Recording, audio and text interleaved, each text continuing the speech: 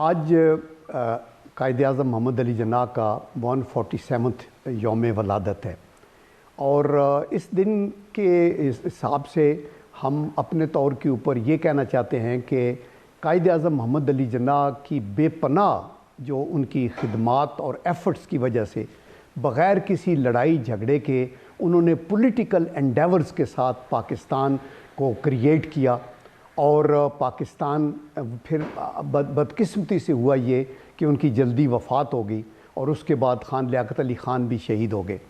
تو that is the reason کہ ہم بہت سے مسائل کا شکار ہوئے، مثلا یہ کہ ہمارا ریفیوجیز کا بہت بڑا ایک ایشو تھا جس کے لیے ایک ٹاورنگ لیڈرشپ چاہیے تھی جو اس مسئلے کو حل کرتی۔ نمبر 2 آپ نے دیکھا کہ کشمیر کا کانفلکٹ انڈیا کے ساتھ ہمارا وہ شروع ہوا، وہ بھی تھا۔ نمبر 3 یہ تھا کہ ہمارے کانسٹیٹیوشن میکنگ میں آئین سازی کے اندر دیری ہو گئی چونکہ پولیٹیکل لوگ وہاں موجود نہیں تھے۔ لیڈرشپ میٹرز، مسلم لیگ نے تحریک پاکستان کے لیے تو ایک بڑا رول ادا کیا، لیکن جب پاکستان کی تخلیق ہو گئی تو پھر اس کی معماری کے اندر اس کے بعد ایک رول ہونا تھا، اس وقت ان کا لیڈر وہ نہیں رہا، اور مسلم لیگ کی ساری جو سینٹر آف گریوٹی ہے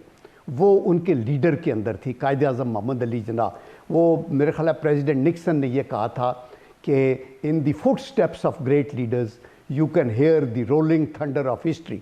قائد اعظم محمد علی جناح ایک تاریخ ساز شخصیت تھے اور ہم ان سے محروم ہوئے تو ہمارے پرابلمز تھے، لیکن میں ابھی اس نوٹ کے اوپر ختم کرنا چاہتا ہوں کہ ان کے جانے کے بعد ہم نے مسائل تو بہت دیکھے اور آج بھی ہم سفر کر رہے ہیں، سوشو اکنامک کے پرابلمز ہیں، ٹیررزم کے پرابلمز ہیں، لیکن سب سے زیادہ امپارٹنٹ چیز ہے نیشنل یونٹی۔ میرے خیال ہے آج ہمیں اگر آگے دیکھنا ہے تو ہمیں قومی اتحاد یگانگت کو اکٹھا کرنا ہوگا۔ اس کے بعد لوگوں کے یہ جو سوشو اکنامک ایشوز ہیں، ہیلتھ، ایجوکیشن، ان کی اکانومی، اس کو بہتر کرنا ہوگا۔ نمبر 3 اپنے ڈیفنس کو مضبوط کرنا ہوگا تاکہ ہم دشمن کی یہ جو ٹیررزم کی چالیں ہیں ان کو توڑ دیں، اور انشاءاللہ ان کی کمر پہلے بھی ہم نے توڑی ہے، آئندہ بھی لاسٹ دہشت گرد بھی جو ہے اس خطے سے ختم کیا جائے گا۔ اور لاسٹ آف آل یہ ہے کہ بین الاقوامی برادری میں رہنے کے لیے ہمیں یہ چاہیے کہ بیسٹ سفارتکاری ہو،